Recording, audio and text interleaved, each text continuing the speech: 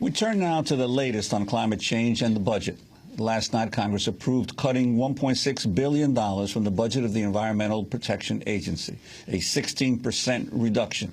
The budget deal also cuts funding for a planned climate desk within the National Oceanic and Atmospheric Administration and eliminates the position of Assistant to the President for Energy and Climate Change. Ever since winning control of the House, Republican lawmakers have taken a number of steps to curtail the Obama administration's efforts to deal with climate change. The attack on climate change science began in January, when House Republicans shuttered the Select Committee for Energy Independence and Global Warming. The House also passed a bill to prevent the EPA from regulating greenhouse gases, but the bill died in the Senate.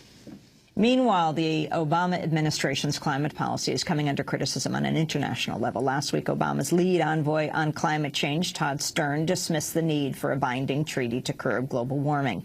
In an interview with Bloomberg, Stern said, quote, "I don't think it's necessary there be internationally binding emission caps as long as you've got national laws and regulations. What I am saying is it's not doable," he said. Well, to talk more about these issues, we're joined here in New York by Mark Hertsgaard, author of the new book, Hot, Living Through the Next 50 Years on Earth. Mark's an investigative reporter who's worked for more than 20 years on climate change, the environmental correspondent now for The Nation magazine. Welcome to Democracy Now! Congratulations on your book, Mark, and your daughter's 6th birthday. Though I think she accomplished that, not you. Yeah, she did. But you did write it for her. Yeah, she was the inspiration for this because she had just been born when I was in London and doing a story for Vanity Fair about climate change right after Hurricane Katrina, actually. And there has been a paradigm shift in this problem that came through to me that day. I was interviewing David King, the chief science advisor of the British government. And all the time I had been covering this issue during the 90s and in the new century, you know, climate change was always seen as this very distant problem, very dangerous but very distant, and critically one we could prevent if we got our act together. And by 2005, David King, the scientist, was saying, no, sorry, we got that wrong. Climate change came 100 years sooner than we expected. And of course, the most fiendish aspect of that is that once you have triggered climate change, you cannot turn it off quickly. And that's just because of the laws of physics and chemistry, that the CO2 stays in the atmosphere forever. And so he said that even if we stopped all emissions tonight, which clearly, as you show from the Todd Stern quote, we are hardly doing, but even if we did that, the temperatures will not stop going up for another 30 years. So when I walked out of his office that day, I realized that this was going to hit my daughter's generation very hard. And that was where this book began, as to more of a father's quest to try and figure out how can my daughter live through this? What is it going to mean that the temperatures are going to go up for 50 years? What kind of extreme weather is that going to put into play? And above all, what do we do about it? And there are solutions, there are things we can do, but I do think that it is a terrible crime that has been committed against my daughter and the rest of Generation Hot, the 2 billion kids who have been born around the world since we were put on notice about this problem in June of 1988 by Jim Hansen, the NASA scientist, who went to the Senate and said, look, this is happening. If we don't do something about it, we're threatening the habitability of this planet. We did not do something about it for all the reasons that you guys have reported, the disinformation from the oil companies and so forth. And now my daughter and her generation are going to have to live with this. And I think that's a terrible crime. Well, all the extreme weather in the past years, there's a lot of debate as to whether we can reasonably link that to climate change, whether it's the heat wave in New York City, record heat in 2010, the floods in Pakistan, the weather problems in Europe in 2003. Your sense of that, the individual events versus the general trend? There's only debate about that in the United States of America. And I get this all the time now where people say, well, there's all this disagreement. There is not any disagreement unless you are watching Fox News and listening to the, House Republican Party. Look at the countries in Europe, for example. Conservative parties are running Britain, Germany, France. None of those conservative political parties have questioned the science behind climate change for 15 years. And they all, in terms of their policies, they want to do far more than Barack Obama does. So we need to understand that the scientific community is clear on this and has been clear on this for a long time, that all the things you mentioned, Juan, those extreme weather events, of course you can never 100% tie those to global warming, and no scientist would say that you could, but they are certainly part of this pattern. And speaking of that terrible heat wave that you all suffered here in New York last summer, 2010, was a record, right? Pretty uncomfortable, right? Well, when my daughter's my age, that is going to be a normal summer here. You're going to have that every other year.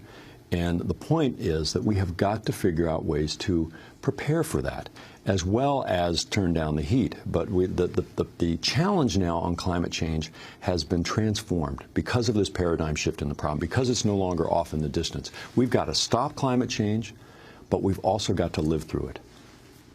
We're talking to Mark Hertsgaard. His book is called Hot, Living Through the Next 50 Years on Earth. So the tsunami and the earthquake happens in Japan, and the nuclear power plants are, to say the least, highly damaged, in partial meltdown, if not more than that. So the whole question of nukes come up. Yes.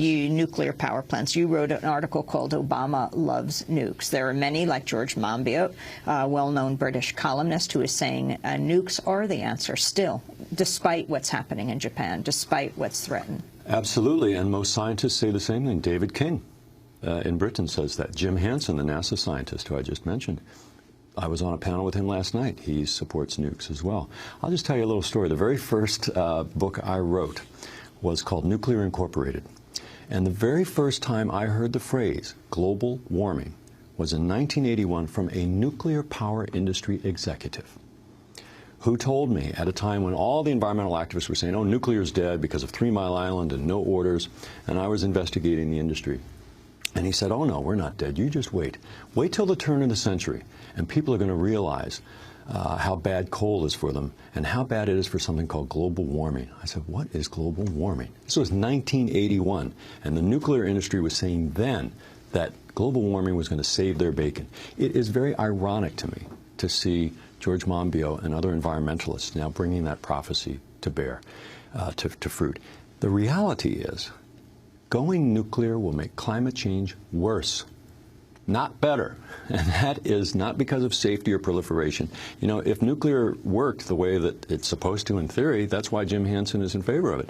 But look at the economics. It costs so much money to build a plant. It takes so long to build that plant that by the time you've got it online, if you invested that same amount of money in energy efficiency, you would get 7 times more greenhouse gas emission reductions. So let's spend the money where it's going to give us the biggest bang for the buck, and that is not nuclear. I'm not saying this for any ideological reasons. I'm not opposed to it in general. But how it works in reality, this is not the answer. Well, not to mention that, but then the potential for one catastrophic accident, destroying all of the supposed good that those nuclear plants would have created in less use of fossil fuels, because clearly the industry is not that old, but we've already been hit by several major calamities in the nuclear power industry. As you proliferate more and more reactors, you're going to have more and more accidents. Well, that is true, but I do think, and this is where the Monbiots and Jim Hansens and David King have a point, let's bear in mind that coal-fired electricity, which is the major source of electricity around the world, is killing tens of thousands of people every year. Now, not theoretical, not sort of if something goes wrong at Fukushima, now. So it is true that we need to get off of nuclear is not an answer, but the real challenge is to get off of coal. But still, energy efficiency and green technologies can do that if we started to put the money into that rather than the other. Fracking. Last night I was at an event at the Cooper Union in New York. Large groups of people, not only in New York State trying to protect the New York watershed, but all over the country, deeply concerned about this new form of what the industry says is dealing with global warming, is getting gas another way, even though more methane is released. It's even more destructive than coal.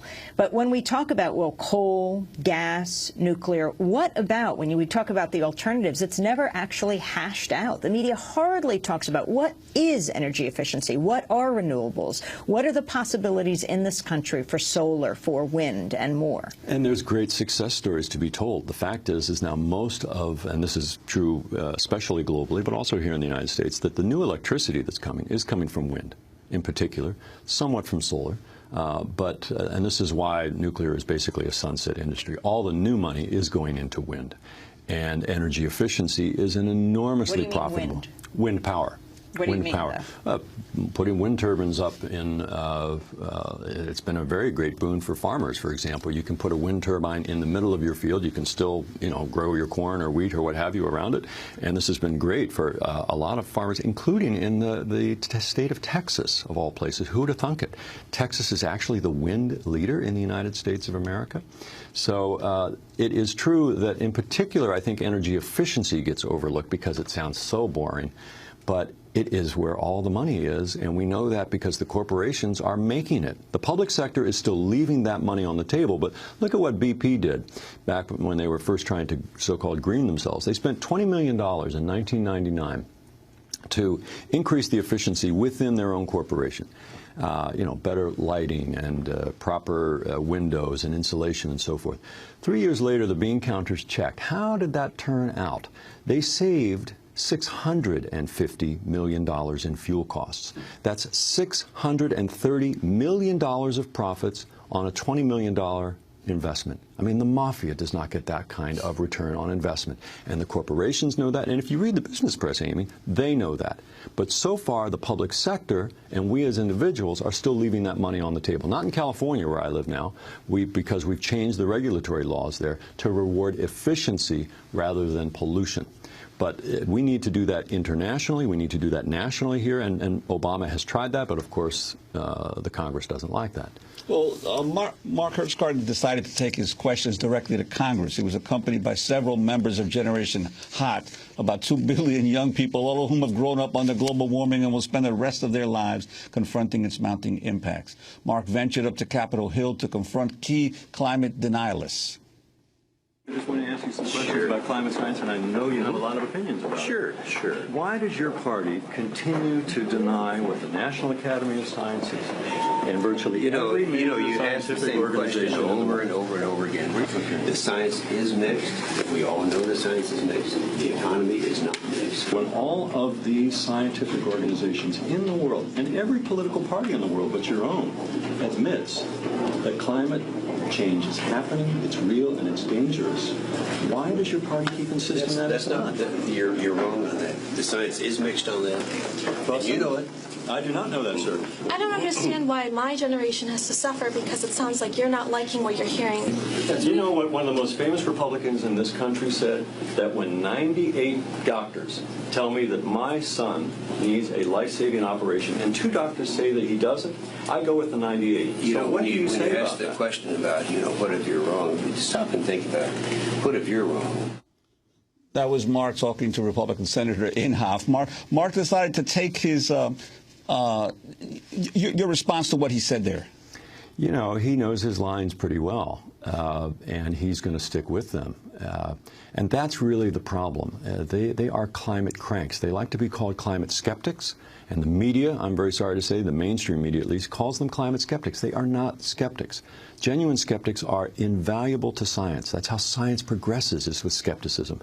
But a true skeptic can be persuaded by evidence. They cannot. They have made up their minds for economic reasons or ideological reasons that they're not going to believe in this. And because our country has allowed them to dominate the debate for 20 years, we're now stuck with 50 more years of rising temperatures. We're now locked in. My daughter, the rest of Generation Hot, are locked in to living under the hottest, most volatile climate our civilization has ever known. And that is a crime.